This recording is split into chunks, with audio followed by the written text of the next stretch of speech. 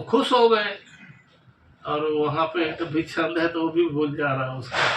तो शंकर जी ने कहा कि महारानी कौशल्या ने जो नौकरानी से कहा कि उन्हें राजमहल ले आओ। तो राजमहल तो पहुंच गए, लेकिन अब रामलला के दर्शन कैसे मिलेंगे? मुश्किल तो ये हो रही, महल के अंदर नहीं जाएंगे। राम जी को दया आ गई, भले वो पैदा हुए हैं तुरंत, लेकिन वो भगवान भगवान है। शंकर जी उनके भक्त हैं, काकभूषुंडी परम भक्त है, तो उनका अपमान नहीं सह सकते। छोटे से राम जी जमीन पर सो रहे, खटिया पे सो रहे थे, और जब काकभूषुंडी और शंकर जी को अंदर जाने नहीं दे रहे थे राज दशरथ जी के नौकर, तो वो राम जी जो है ऐसे ऐसे कर करके रोने लगे कि मेरे भक्त आए हैं और मेरे को दर्शन करने नहीं मिल रहा है, मैं भी दर्शन उनके करूंगा, शंकर जी के और काकभूषुंडी के। ये राम जी भी कह रहे हैं जो कि बाल रूप में है।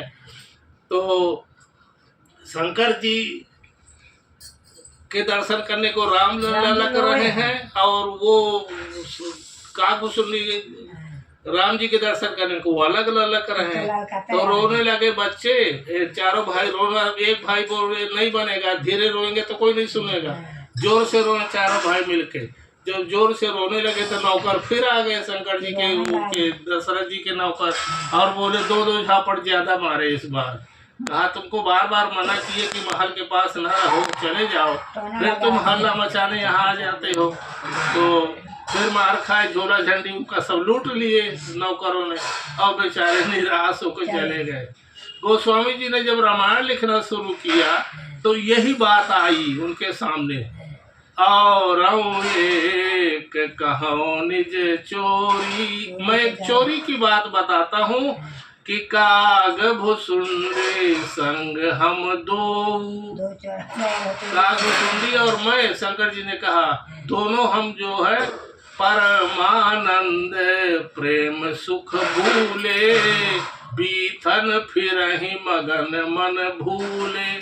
परमानंद से खुश होकर के कि राम जी का दर्शन मिलेगा, तो अयोध्या की गली में हम लोग घूम रहे थे। शंकर जी काकभूषुंडी से, तुलसीदास जी सारे संत समाज से ये कथा सुना रहे हैं।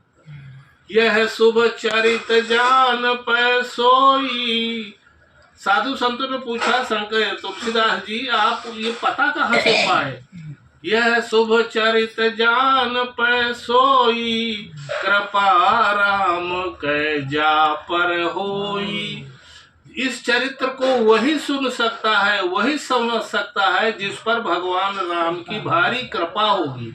अगर भगवान की कृपा किसी के साथ नहीं होती है तो मनुष्य नदी के किनारे पहुंच के प्यासा लौट आता है, और अगर कृपा है तो पानी की व्यवस्था कहीं न कहीं से हो जाएगी। तो यह शुभ चरित्र जान पै सोई, कृपा राम कै जा पर हो। यह शुभ चरित्र है, भगवान के अवतार की कथा का चरित्र है, तो वही जान सकता है जिस पर राम की कृपा होगी। बोले राजा रामचंद्र की जय।